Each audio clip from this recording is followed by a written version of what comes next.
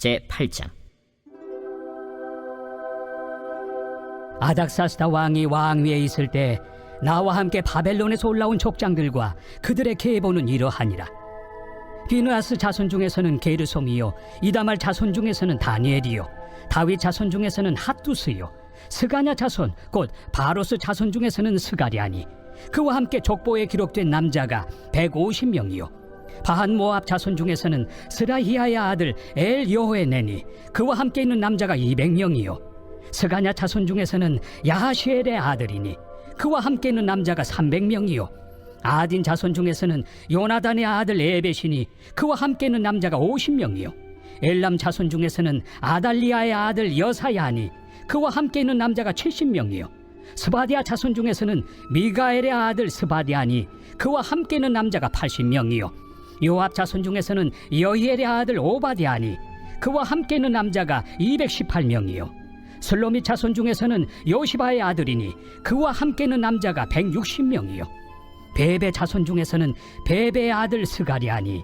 그와 함께 있는 남자가 28명이요, 아스가 자손 중에서는 학가단의 아들 요하나니니, 그와 함께 있는 남자가 110명이요, 아도니감 자손 중에 나중된 자의 이름은 엘리벨렉과 여우엘과 스마야니, 그와 함께 있는 남자가 60명이요, 비그의 자손 중에서는 우데와 사부시니, 그와 함께 있는 남자가 70명이었느니라.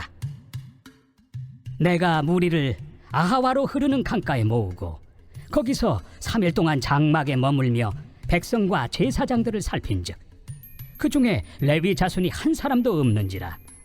이에 모든 족장 곧 엘리에셀과 아리엘과 스마야와 엘라당과 야립과 엘라당과 나당과 스가랴와 무술람을 부르고 또 명철한 사람 요아립과 엘라단을 불러 가시랴 지방으로 보내어 그곳 족장 이또에게 나아가게 하고, 이또와 그의 형제 곧 가시랴 지방에 사는 느디님 사람들에게 할 말을 일러주고 우리 하나님의 성전을 위하여 섬길 자를 데리고 오라 하였더니, 우리 하나님의 선한 손에 도우심을 입고 그들이 이스라엘의 손자 레위의 아들 말리의 자손 중에서 한 명철한 사람을 데려오고 또 세레비야와 그의 아들들과 형제 18명과 하사비야와 무라리 자손 중 여사야와 그의 형제와 그의 아들들 20명을 데려오고, 다윗과 방백들이 레위 사람들을 섬기라고 준 느디님 사람 중 성전 일꾼은 220명이었는데 그들은 모두 지명받은 이들이었더라. 그때 내가 아하와 강가에서 금식을 선포하고 우리 하나님 앞에서 스스로 겸비하여 우리와 우리 어린아이와 모든 소유를 위하여 평탄한 길을 그에게 강구하였으니, 이는 우리가 전에 왕에게 아뢰기를 우리 하나님의 손은 자기를 찾는 모든 자에게 선을 베푸시고 자기를 배반하는 모든 자에게는 권능과 진노를 내리신다 하였으므로 길에서 적군을 막고 우리를 도울 보병과 마병을 왕에게 구하기를 부끄러워하였습니다. 그러므로 우리가 이를 위하여 금식하며 우리 하나님께 간구하였더니 그의 응낙하심을 입었느니라.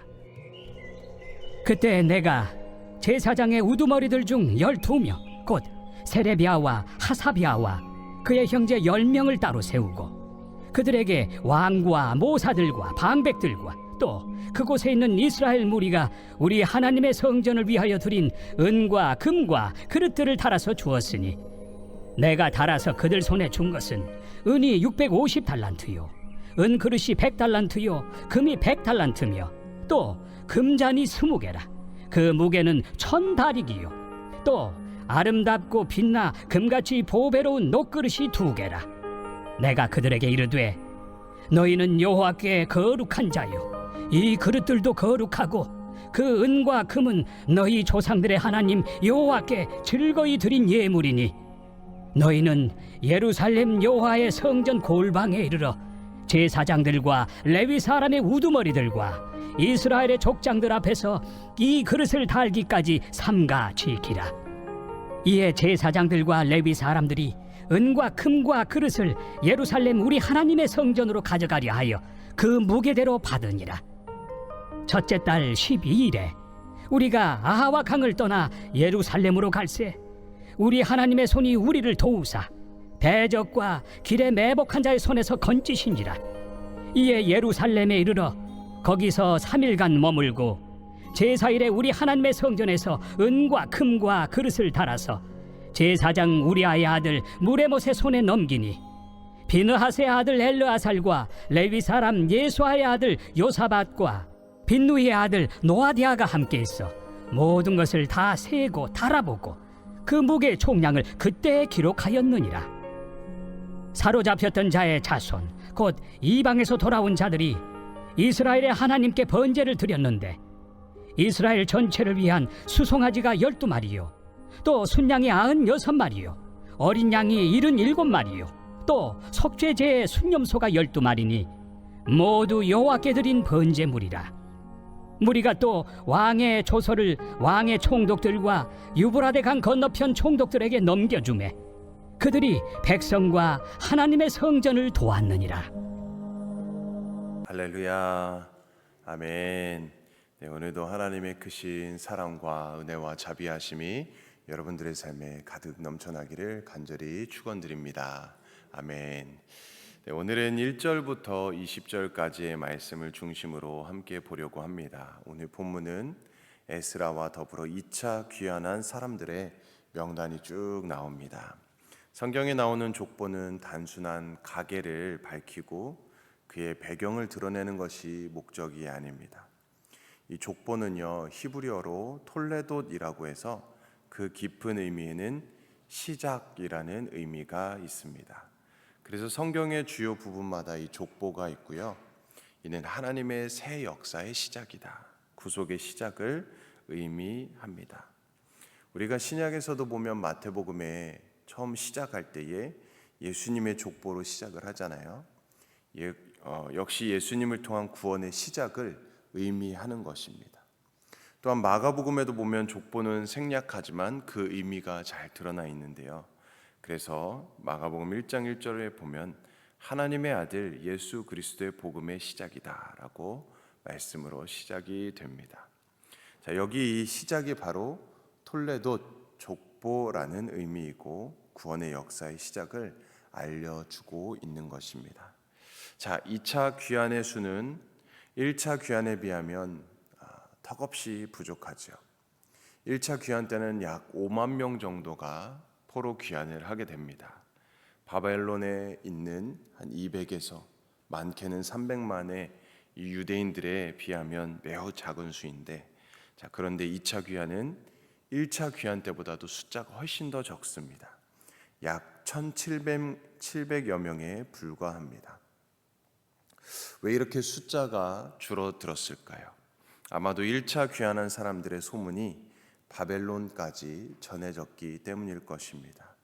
이 성전 재건 공사를 방해했던 사람들, 각종 좋지 않은 소문을 퍼뜨리게 되지요. 또 실제로 귀환한 사람들의 삶이 무척 고단하고 또 퍽퍽한 삶이기도 하였습니다. 비록 성전은 재건되었고 큰 기쁨으로 봉헌을 드리게 하였지만 황폐해졌던 이 국토를 재건하기 위해서 아직도 그 일이 까마득했고 주위 이방 민족들의 지시도 많이 받고 있었습니다. 자, 그래서 에스라가 2차 귀환을 결정하게 되고 사람들을 모집했지만 적은 숫자의 사람들이 모이게 된 것이죠. 자, 본문의 2차 귀환의 계보를 보면 처음 먼저 제사장의 가문들의 사람들의 이름이 나오게 됩니다. 2절 말씀에 함께 보면 비느하스 자손 중에서는 게르솜이요, 아다말 자손 중에서는 다니엘이요, 다윗 자손 중에서는 핫두스요라고 나옵니다. 자, 먼저 제사장 비느하스와 이다말의 자손의 이름이 나오고 그다음 왕족이라고 할 수 있는 다윗의 자손의 이름이 나오게 됩니다. 왜 왕족이라고 할 수 있는 다윗의 자손이 이름이 나중에 나왔을까요? 왜 제사장의 자손의 이름이 먼저 기록되었을까요? 이것이 바로 2차 귀환의 목적을 밝히고 있는 것입니다. 성전은 지어졌습니다. 성전은 재건되었는데 이스라엘 백성들은 말씀으로 채워지지 않았죠. 자, 그래서 에스라는 말씀을 연구하고 준행하고 그리고 말씀을 가르치기로 결단한 것입니다. 성전의 핵심은 지성소 안에 언약궤이고 또 그 언약궤의 핵심은 바로 십계명 돌판, 곧 하나님의 말씀이기 때문입니다. 자, 그래서 예수님은 말씀으로 이 땅에 오셨고 자신의 육체를 참 성전이 되게 하신 것입니다. 이는 예수 그리스도 안에서 우리와 하나님이 만나게 되었고 화목을 이루게 되었음을 말하고 있는 것입니다. 이것이 성전의 본래 목적이라고 말할 수 있지요. 이 성전의 본래 목적은 인간이 하나님을 만나는 것이고 또 이는 하나님의 말씀이 인간이 순종할 때 이루어진다라는 것을 보여주고 있습니다.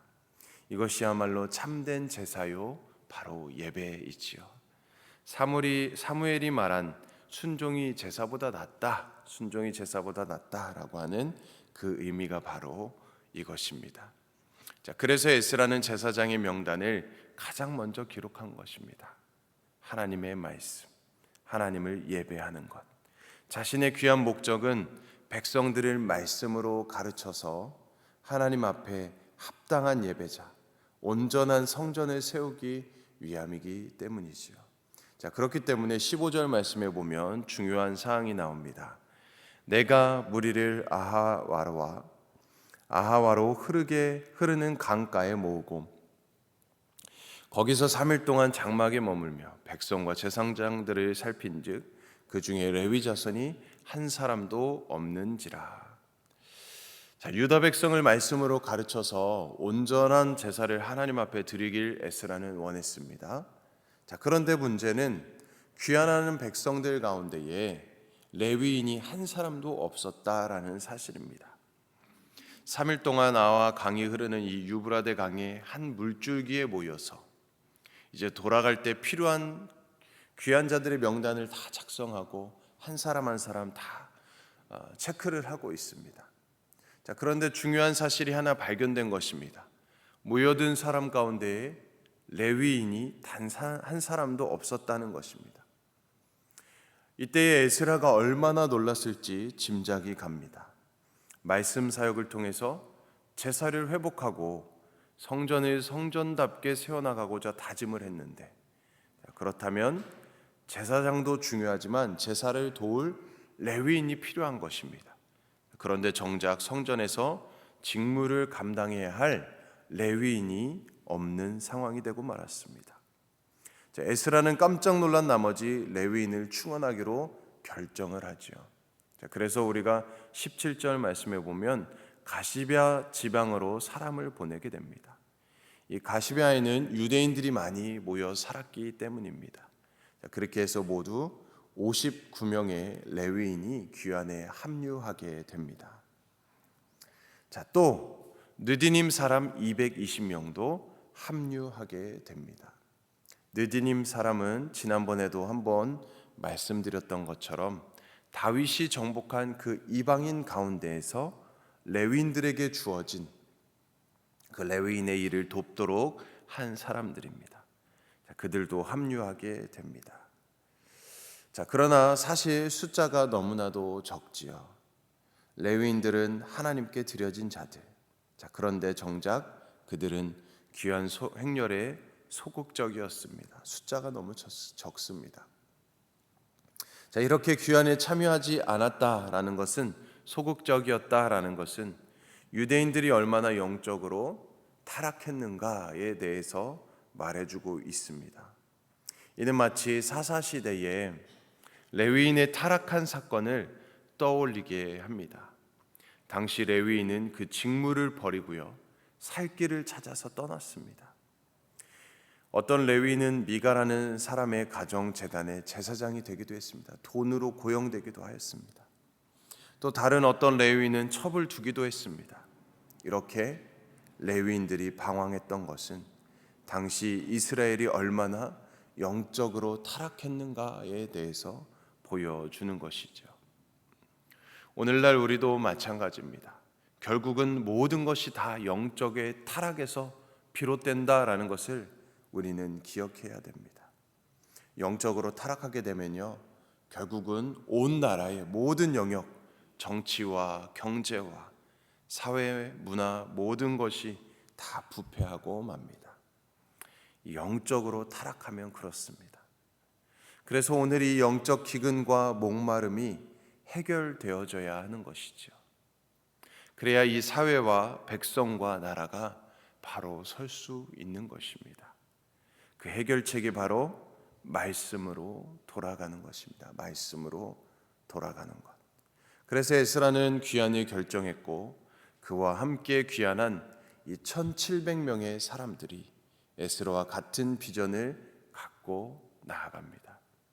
에스라가 결심한 말씀 사역에 동참하기로 결정된 사람들이죠. 이 사람들이야말로 유다 백성들의 참 희망이라고 말할 수 있습니다. 자, 그러므로 오늘도 또 강조하고 또 강조하는 것은 우리도 에스라처럼 말씀에 붙들린 사람이 되어야 한다라는 것입니다.